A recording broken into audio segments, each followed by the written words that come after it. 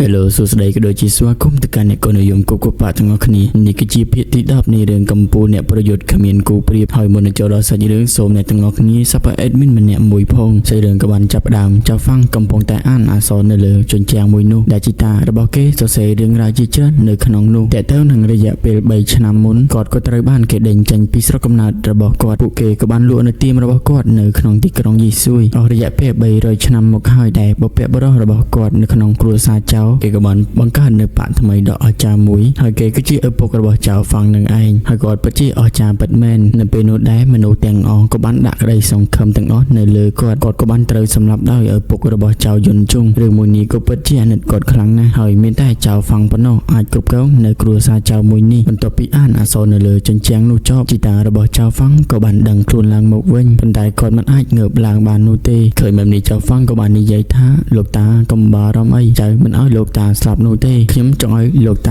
ានៅរស់ដើម្បីឃើញខ្ញុំដឹកនាំគ្រួសារចៅត្រឡប់មកដូចដើមវិញនៅពេលនោះជីសាននាងក៏បានដើរចូលមកនាងក៏បាននិយាយថាអ្វីគ្រប់យ៉ាងនៅក្នុងគ្រួសាររបស់លោកម្ចាស់ក៏បានត្រូវរៀបចំរួចរាល់មកហើយមនុស្សរាល់គ្នាពិតជាសប្បាយចិត្តខ្លាំងណាស់នៅពេលដែលបានលើកថាលោកម្ចាស់ត្រឡប់មកវិញនៅពេលនោះដែរនាងក៏បានឃើញនៅជីតារបស់ចៅហ្វាំងកំពុងតែដេកស្ដោកស្ដឹងនៅលើគ្រែហើយនាងក៏ពិតជាអាណិតគាត់ពិតមែនប៉ុន្តែនាងមិនអាចជួយអ្វីបាននោះទេចៅហ្វាំងក៏បានប្រាប់ទៅជីសានឲ្យជីសាននៅចាត់នៅមនុស្ស2-3នាក់ដើម្បីរកនៅថ្នាំលីងជាងទាំងអស់ពីផ្ទះរបស់គេដើម្បីមកទីនេះបន្ទាប់ពីរកថ្នាំនោះឃើញចៅហ្វាំងគឺត្រូវជួយជីតារបស់គេបន្ទាប់ពីនិយាយគ្នារួចមកហើយជីសានក៏បានធ្វើដំណើរចាក់ចេញពីទីនោះទៅផ្លេចមកមើលឆ្មាស្នេហ៍នេះវិញគេក៏បាននិយាយថាជាទូទៅរុក្ខជាតិលីងជាងអាចប្រើបានជាមួយតែសត្វតែប៉ុណ្ណោះតែចៅហ្វាំងចង់ប្រើវាដោយរបៀបណាគេក៏បានគិតថាចៅហ្វាំងឈួតហើយមើលទៅប៉ុន្តែចៅហ្វាំងគឺគេមានវិធីរបស់គេក៏បាននិយាយថាដាហនដានគឺជាថ្នាំនៃកម្រិតទី5ចំពោះគេវិញគឺត្រូវឡើងដល់កម្រិតទី5នៅក្នុងពេលដ៏ខ្លីមួយដើម្បីជួយជីតារបស់គេឲ្យរស់ឡើងវិញមូលដ្ឋានគ្រឹះដើម្បីបង្កើតនៅថ្នាំមួយនេះបានគឺមានឈ្មោះថាថ្ងៃនិងយប់នៅពេលនោះចៅហ្វាំងកំពុងតែគិតមើលតើត្រូវធ្វើដូចម្តេចដើម្បីបង្កើតនៅថ្នាំមួយនេះបា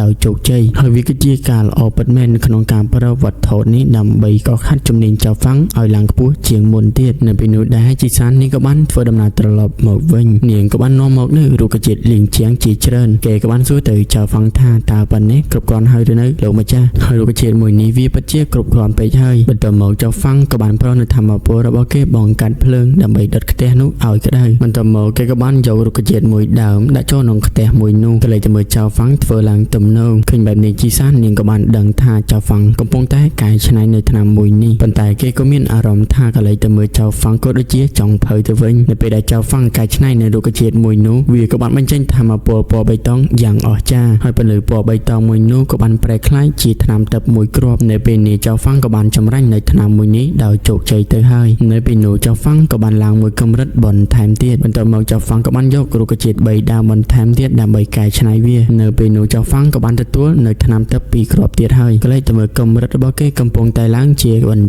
បន្ទាប់ហើយឆ្មាស្នេហ៍នេះវិញពិតជាភ្ញាក់ផ្អើលខ្លាំងមែនទែនមិននឹកស្មានថាចៅហ្វាំងអាចធ្វើបាននោះទេឥឡូវនេះចៅហ្វាំងទទួលបានថ្នាំទឹក3គ្រាប់ទៅហើយបន្ទាប់ពីទទួលបាននៅថ្នាំទឹក3គ្រាប់ចៅហ្វាំងក៏នៅតែបន្តយករុក្ខជាតិមួយនោះដាក់ចូលនៅក្នុងផ្ទះរបស់គេជាបន្តបន្ទាប់ក្លែងមកកម្រិតរបស់គេក៏បានកើនឡើងថែមទៀតឆ្មាស្នេហ៍នេះឃើញបែបនេះក៏បានកោតសរសើរទៅចៅហ្វាំងពិតជាមានទេពកោសល្យពិតមែននៅពេលនោះដែរចៅហ្វាំងក៏បានផលិតបានថ្នាំជាច្រើនពិន្ទុរបស់គេក៏បានកើនឡើងថែមទៀតនៅពេលដែលចៅហ្វាំងទទួលបានពិន្ទុច្រើនពេកស្រាប់តែឆ្មាស្នេហ៍នេះគេក៏បានឆ្លងប្រព័ន្ធម្ដងទៀតលេចទៅមើលចៅហ្វាំងឡើងវិញការចម្រាញ់ថ្នាំរបស់គេក៏បានជោគជ័យគេក៏បានទទួលនៅកម្រិតទី5ទៅហើយឥឡូវនេះចៅហ្វាំងក៏អាចប្រើថ្នាំមួយនេះដើម្បីជួយសង្គ្រោះជីតារបស់គេនៅពេលនោះដែរចៅហ្វាំងក៏បានទាមទារនៅពិន្ទុរបស់គេពីឆ្មាស្នេហ៍នេះហើយឆ្មាស្នេហ៍នេះក៏បានត្រូវឆ្លងប្រព័ន្ធងើបលែងចង់រួចទៅហើយបន្ទាប់មកចៅហ្វាំងក៏បានយកពិន្ទុរបស់គេដោយយកថ្នាំមួយនោះហើយឆ្មាស្នេហ៍នេះក៏បានបញ្ចេញប្រអប់ជាច្រើនមកបន្ទាប់បញ្ចេញនឹងប្រអប់រួចហើយឆ្មាស្នេហ៍នេះក៏បានសន្លប់ទីងទៅនៅពេលនោះចៅហ្វាំងក៏បានជ្រើសនៅប្រអប់មួយហើយគេក៏បានបើកប្រអប់នោះចេញមកនៅក្នុងប្រអប់មួយនោះក៏មាននៅថ្នាំទឹកជាច្រើនមិនដឹងថ្នាំអ្វីខ្លះនោះទេហើយការចម្រាញ់ថ្នាំយប់ថ្ងៃរបស់ចៅហ្វាំងក៏បានចាប់ផ្ដើមគេក៏បានយកថ្នាំទាំងអស់រួមបញ្ចូលគ្នាដាក់ក្នុងផ្ទះតែមួយឥទ្ធិពលនៃថ្នាំមួយនោះក៏បានបញ្ចេញកង្កោភ្លើងមួយយ៉ាងអស្ចារ្យឃើញបែបនេះចៅហ្វាំងពិតជាសប្បាយចិត្តខ្លាំងមែនទែនគេក៏បានទទួលបានថ្នាំយប់ថ្ងៃដោយជោគជ័យក៏លេចមកមើលឆ្មាស្នេហ៍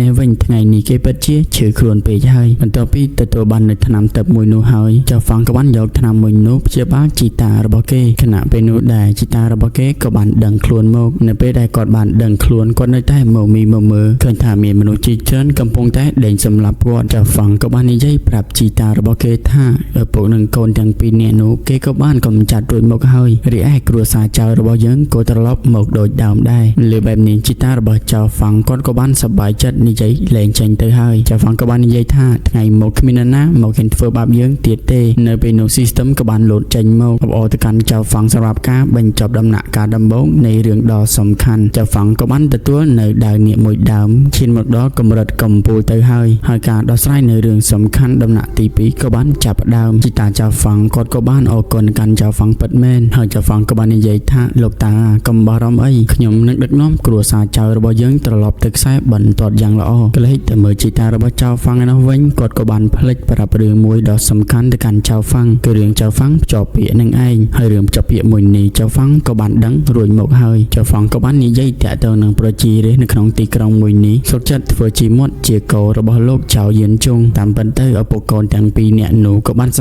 គ្នាជាមួយនឹងចៅយៀនជុងដើម្បីសម្លាប់ខ្ញុំហើយខ្ញុំត្រូវដោះស្រាយរឿងទាំងអស់នេះជាមួយនឹងពួកគេបន្ទាប់ពីនិយាយហើយចៅហ្វាំងក៏បានដកដាវចេញមករៀបនឹងដើរចេញពីទីនោះស្រាប់តែជីតារបស់គេក៏បានគាត់ក៏បានដឹងមកថាថ្ងៃនេះបេសកជនរបស់គ្រួសារចៅកំពុងតែទៅលេងផ្ទះស៊ីទូហៅជីបើសិនជាចៅហ្វាំងទៅទីនោះនៅថ្ងៃនេះច្បាស់ណាស់ពួកនោះនឹងកំចាត់ឯងដូចជាឪពុករបស់ឯងជាក់ជាមិនខានគាត់ក៏ពិតជាបារម្ភទៅកាន់ចៅហ្វាំងពិតមែនចៅហ្វាំងក៏បាននិយាយថាលោកតាមិនបាច់បារម្ភពីចៅទេខ្ញុំក៏បានកំចាត់នៅស៊ីទូហ្វឹងរួចមកហើយរឿងទាំងអស់នេះមនុស្សនៅក្នុងវិមានក៏បានដឹងផងដែរពួកគេច្បាស់ជាចាត់មនុស្សមកតាមរកខ្ញុំជាក់ជាមិនខាននោះទេលើពីនេះទៅទៀតបេសកជនដែលគេបញ្ជូនមកពួកគេគឺគ្មានកម្លាំងនិងធម៌ពលគួរឲ្យខ្លាចពេកទេហើយចៅហ្វាំងក៏បានត្រៀមនៅស្វាគមន៍ពួកគេជានិច្ចគេក៏បានប្រាប់ឲ្យជីតារបស់គេចាំគេនៅទីនេះបន្ទាប់ពីខ្ញុំត្រឡប់មកវិញពួកយើងគឺទៅតែធ្វើដំណើរទៅភ្នំឌីមិនហើយកន្លះឆ្នាំក្រោយពួកយើងគឺទៅតែទៅរាជធានីផ្ទាល់ដើម្បីចូលរួមនៅកិច្ចប្រជុំដ៏សំខាន់កំពុងតែនិយាយគ្នាស្រាប់តែមានបុរសម្នាក់គេក៏បាននិយាយទាំងភ័យប្រាប់ចៅហ្វាំងថាមានបញ្ជាការនៅក្នុងក្រុងដែលមានឈ្មោះថាឌីជូគេក៏បានដឹកនាំមនុស្សជាច្រើនដើម្បីឡោមព័ទ្ធពួកយើងនៅទីនេះលើបែបនេះចៅហ្វាំងមិនភ័យអ្វីនោះទេក៏បានសើចថែមទៀតខ្ញុំចាំពួកគេនៅទីនេះយូរមកហើយខ្ញុំនឹងកំចាត់ពួកឯងទាំងអស់នេះដើម្បីបង្កើននៅកម្រិតរបស់យើងបន្ថែមទៀតក៏មាននៅកងទ័ពមួយក្រុមពួកគេក៏បានធ្វើដំណើរមកផ្ទះនៃគ្រួសារចៅក៏លេចទៅមើលក្បួនរបស់គេក៏ពិតជាឡើងរង្គើដីទៅហើយមនុស្សតែនៅទីនោះគេពិតជាភិតភ័យខ្លាំងមែនទែនក៏មានមេទ័ពម្នាក់គេក៏មានឈ្មោះថាវ័យជុនហើយគេក៏បានបញ្ជាកងទ័ពទាំងអស់ឡោមព័ទ្ធនៅផ្ទះគ្រួសារចៅនៅពេលនោះកងទ័ពទាំងអស់ក៏បានស្ដាប់បញ្ជាគេផងដែរក៏លេចទៅមើលមនុស្សនៅក្នុងគ្រួសារចៅឯនោះវិញពួកគេមិនដឹងថាកងទ័ពទាំងនេះមកពីណានោះទេបន្ទាប់មកវ័យជុនក៏បានណែនាំឈ្មោះរបស់គេហើយថែមទាំងសួររកមេបញ្ជាការចៅម៉េចនិងចៅសៀននៅឯណាហើយគេទាំងពីរគឺជាឪពុកកូនទាំងពីរនាក់នឹងឯងក៏លេចទៅមើលមនុស្សនៅក្នុងគ្រួសារចៅឯនោះវិញពួកគេគឺមិនដឹងអ្វីនោះទេបានត្រឹមដឹងថាអ្នកទាំងពីរគឺជាចៅវាយចាស់របស់គេក៏លេចទៅមើលមេទ័ពវ័យជុនឯនោះវិញគេពិតជាខឹងខ្លាំងមែនទែនគេគ្មានអ្វីព្រួយបារម្ភនោះទេគេក៏បានបញ្ជានៅកងទ័ពទាំងអស់ឆាប់កំទេចនៅគ្រួសារចៅអស់ភ្លាមទៅនៅពេលនោះកងទ័ពទាំងអស់ក៏បានសម្រុកចូលមករីឯមនុស្សនៅក្នុងគ្រួសារចៅនេះវិញគេពិតជាភ័យខ្លាំងមែនទែនបន្ទាប់មកក៏មាននៅកងទ័ពម្នាក់គេរៀបនឹងកាប់ទៅបរិសម្នាក់នោះហើយបរិសម្នាក់នោះពិតជាភ័យខ្លាំងមែនទែនគេមិនទាន់នឹងចង់ស្លាប់នោះទេនៅពេលនោះដែរកងទ័pomម្នាក់នោះក៏បានខ្ទាតមកក្រោយផងដែរមូលហេតុដែលគេខ្ទាតបែបនេះគឺចៅហ្វាំងតតគេនឹងឯងនៅពេលនោះតួឯករបស់យើងក៏បានចាប់ផ្ដើមដើរមកក្លែកទៅមើលនៅក្នុងដៃរបស់ចៅហ្វាំងក៏មាននៅដើមមួយដើមកងទ័ពទាំងអស់ឃើញបែបនេះមិនហ៊ានប្រយុទ្ធជាមួយចៅហ្វាំងទាល់តែសោះវិជននៅវិញគេក៏បាននិយាយថាបើសិនជាអ្នកណាយកក្បាលចៅហ្វាំងបានគេនឹងឲ្យរង្វាន់ធំទៅអ្នកនោះគ្រាន់តែលើបែបនេះភ្លាមកងទ័ពទាំងអស់ក៏បានសម្រុកចូលប៉ុន្តែពួកគេគ្មានគីឡូអីជាមួយនឹងចៅហ្វាំងនោះទេក៏បានត្រូវចៅហ្វាំងវាយម្នាក់ម្ដងខ្ទាតមកក្រោយទាំងអស់ចៅហ្វាំងក៏បាននិយាយថាបើសិនជាអ្នកណាហ៊ានធ្វើបាបនៅគ្រួសាររបស់គេច្បាស់ជាសម្លាប់អ្នកនោះជាក់ជាមិនខានវិជនលើបែបនេះគេក៏បាននិយាយថាអត់តែឯងអាចយកឈ្នះយើងបានដែរចៅហ្វាំងក៏បាននិយាយថាបើសិនជាចង់ដឹងយើងទាំងពីរចាប់ផ្ដើមប្រយុទ្ធគ្នាទៅតើអ្នកណាឈ្នះអ្នកណាចាញ់បន្ទាប់មកវិជនក៏បាននិយាយថាកុំក្រអឺតក្រតោមពេកហើយគេក៏បានសម្រាប់ខ្លួនចុះពីលើខ្សែគេមកក្លែកទៅមើលលំពេញរបស់គេអស់នៅដីឡើងចេញអណ្ដាតភ្លើងទៅហើយគេក៏បាននិយាយថែមទៀតថាតើចៅហ្វាំងអាចទប់ទល់នៅស្នៀតកំបិតរបស់គេបានប៉ុន្មានស្នៀតដែរបន្ទាប់ពីនិយាយហើយគេក៏បានសម្រាប់ខ្លួនចូលទៅប្រយុទ្ធជាមួយនឹងចៅហ្វាំងយើងក៏ឃើញថាស្នៀតលំពេញរបស់គេក៏មិនអន់ដែរនៅពេលនោះដែរចៅហ្វាំងមិនទាន់តដៃទៅវិញទេគេបានកិច្ចចោះកិច្ចឡើងបន្ទាប់មកអ្នកទាំងពីរក៏បានប្រវត្តិរៀងខ្លួន ខ្លួនកាប់គ្នាទៅវិញទៅមកអញ្ចឹងទៅឃើញបែបនេះជីសានក៏ពិតជាបារម្ភទៅកាន់ចៅហ្វាំងពិតមែនគេសង្ឃឹមថាចៅហ្វាំងមិនកើតអីទៅចុះជីតារបស់ចៅហ្វាំងក៏បាននិយាយថាមេតម្នាក់នោះគេគឺជាឧត្តមសេនីយ៍ផ្កាយ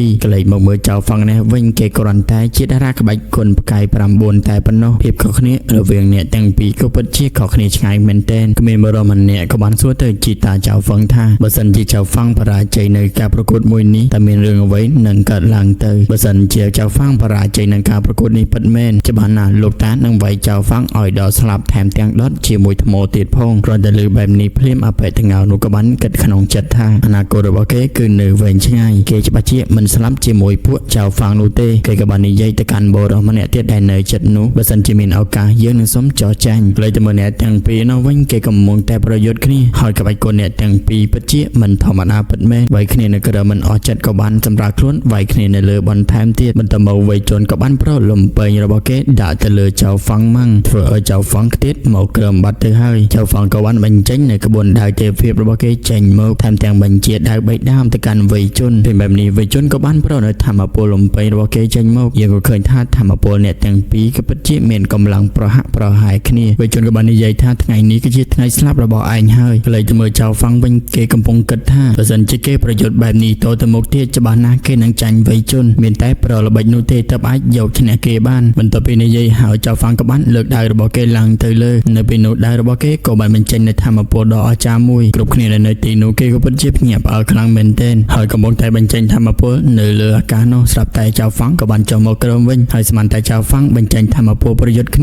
ាមានអីចៅហ្វាំងក៏បានដាក់មេផៃរត់ឡើងហុយដីជីងហើយកំពុងតែរត់នោះគេក៏បាននិយាយថាឲ្យវ័យជន់នឹងចាំគេមួយរយៈសិនបន្ទាប់ពីគេហាត់ក្បាច់គុណបានជោគជ័យគេនឹងវិលមកវិញដើម្បីប្រកួតជាមួយនឹងវ័យជន់ម្ដងទៀតហើយគ្រប់គ្នានៅទីនោះភ្ញាក់ផ្អើលហាមកឡើងប៉ុណ្ណាណីវ័យជន់ឃើញបែបនេះពិតជាខឹងខ្លាំងមែនទែនមិនគួរណាត់ចៅហ្វាំងប្រល្បិចដាក់គេនោះទេហើយគេក៏បានបញ្ជាកងទ័ពទាំងអស់ដេញចាប់ចៅហ្វាំងទៀតទៅហើយចៅហ្វាំងនេះវិញក៏បានរត់បណ្ដាស្រែកប្រាប់ជីតាគេបណ្ដាប្រញាប់ទប់ទល់ជាមួយវ័យជន់ភ្លាមទៅគេមានវិធីដោះស្រាយលើបែបនេះលោកតាក៏បានយល់ចិត្តចៅផងដែរនៅពេលនោះដែរគាត់ក៏បានដកដាវគាត់ចេញមកដើម្បីប្រយុទ្ធជាមួយវ័យជន់ឃើញបែបនេះវ័យជន់ក៏បានអស់សំណើចផងដែរគេក៏បាននិយាយឌឺដងទៅកាន់លោកតាថាតាចាស់ហាខ្ញុំមើលទៅលោកតាក៏មានអាយុច្រើនផងដែរហើយក៏ចិត្តចូលមកជួបផងដែរមិនគួរណាមកហាមឃាត់ខ្ញុំបែបនេះនោះទេបើសិនជាចង់ប្រយុទ្ធខ្ញុំមិនបន្ធូរដៃឲ្យតាចាស់ឯងទេបន្ទាប់ពីនិយាយហើយគេក៏បានដកលំពេញរបស់គេដាក់ទៅលើលោកតាមួយលំពេញក៏ប៉ុន្តែក្បាច់ដាវរបស់លោកតាក៏មិនអស់នោះទេលោកតាក៏បាននិយាយថាទោះបីជាគាត់ប្រយុទ្ធមិនកើតក៏ដោយប៉ុន្តែលោកតាអាចទប់ទល់ជាមួយនឹងវ័យជន់បាន3ស្នៀតដែរក៏เลยទៅមើលចៅហ្វាំងនោះវិញគេក៏បានបញ្ឆោតនៅកងទ័ពទាំងអស់ក៏បានមកឆ្ងាយហើយគេក៏បានគិតនៅក្នុងចិត្តថាមនុស្សទាំងនេះបើជាមានប្រយោជន៍ដល់ខ្ញុំបើសិនជាខ្ញុំនឹងកម្ចាត់មនុស្សទាំងអស់នេះច្បាស់ណាស់កម្រិតរបស់ខ្ញុំពិតជាកើនឡើងជាក់ជាមិនខាននៅពេលនោះដែរចៅហ្វាំងក៏បានប្រើនៅដាវរបស់គេយ៉ាងស្ទាត់ជំនាញកាប់ទៅលើកងទ័ពទាំងនោះប្រើគុណដាវផងប្រើនៅកណ្ដាប់ដៃទេវភាពរបស់គេផងធ្វើឲ្យកងទ័ពទាំងនោះប៉ាំងម្ដងម្នាក់ទៅនៅពេលនោះដែរក៏មានកងទ័ពម្នាក់ឃើញចៅហ្វាំងប្រយុទ្ធពូកែបែបនេះហើយគេក៏មិននឹកស្មានថាក្បាច់គុណរបស់ចៅហ្វាំងសាហាវបែបនេះនោះទេមិនទាន់និយាយផុតពីមាត់ផងក៏បានត្រូវចៅហ្វាំងដាក់មួយដៃឡើងប៉ើងឃើញបែបនេះវ័យជន់ពិតជាខឹងខ្លាំងមែនទែនគេក៏បានដោះខ្លួនរបស់គេចេញពីលោកតាផងដែរក៏ប៉ុន្តែលោកតាមិនឲ្យគេទៅណានោះទេហើយក៏ត្រូវបានវ័យជន់ដាក់លោកតាមួយជើងឡើងប៉ើងទៅក្រោយហើយជីសាននៅវិញគេពិតជាបារម្ភទៅកាន់លោកតាមែនទែននៅពេលនោះដែរវ័យជន់ក៏បាននិយាយថាបើសិនជាអ្នកទាំងអស់គ្នាចង់ស្លាប់ខ្ញុំនឹងធ្វើតាមបំណងរបស់អ្នកទាំងអស់គ្នានៅពេលនោះដែរគេបានប្រើរំពេញរបស់គេក៏មាននឹងដួងវិញ្ញាណរបស់នាគរាជគេក៏បានប្រើនៅធម្មពលមួយនោះបញ្ជូនមកអ្នកទាំងអស់គ្នាផងដែរលោកតាឃើញបែបនេះគាត់ក៏បានប្រើនៅក្បាច់ដាវរបស់គាត់ដើម្បីរកនៅធម្មពលមួយនេះក៏ប៉ុន្តែធម្មពលមួយនេះវាពិតជាខ្លាំងមែនទែនហើយលោកតាទប់បញ្ចប់នោះទេក៏បានខ្ទាតប៉ើងមកក្រោយនៅពេលនោះដែរវ័យជន់ក៏បាននិយាយថាថ្ងៃនេះគេនឹងសម្លាប់ម្នាក់ទាំងអស់គ្នាដែលនៅទីនេះមិនឲ្យនរណាម្នាក់រួចខ្លួនបានឡើយគេក៏បានសម្រាប់ខ្លួនទៅលើរៀបនឹងប្រធម្មពលមកដាក់មនុស្សទាំងអស់គ្នានៅទីនេះហើយនៅពេលនោះចៅហ្វាំងក៏បានមកតាន់ផងដែរគេក៏បានប្រើនៅក្បាច់ដាវរបស់គេទប់ទល់នឹងលំពេញរបស់វ័យជន់ក៏ប៉ុន្តែធម្មពលរបស់វ័យជន់គឺខ្លាំងជាងធ្វើឲ្យចៅហ្វាំងខ្ទេតមកក្រោមទៅហើយលោកតាហើយនឹងជីសានពិតជាបារម្ភពីចៅហ្វាំងពិតមែនក៏ប៉ុន្តែចៅហ្វាំងគេមិនអីនោះទេគេក៏បានក្រោកឈរឡើងឃើញបែបនេះវ័យជន់ក៏បាននិយាយថាថ្ងៃនេះគេនឹងបំផ្លាញគ្រួសារចៅឲ្យអស់មិនទុកឲ្យនរណាម្នាក់រស់នៅមានជីវិតម្នាក់នោះឡើយហើយសាច់រឿងក៏បានឆ្លេះនៅត្រង់ចំណុចនេះបើក៏ឆ្កនឹងកន្លែងណាមួយសំខាន់ទេនឹងអភ័យទោសដល់ admin ផងហើយប៉ុន្មានថ្ងៃនេះ admin ពិតជារវល់ធ្វើការខ្លាំងមែនទែនតែ admin នេះឆ្លៀតយកពេលបន្តិចបន្តួចដើម្បីទម្លាក់រឿងឲ្យអ្នកទាំងអស់គ្នាមើលសូមអរគុណអ្នកទាំងអស់គ្នាសម្រាប់ការទស្សនាជួបគ្នានៅវគ្គក្រោយទៀតបាយបាយ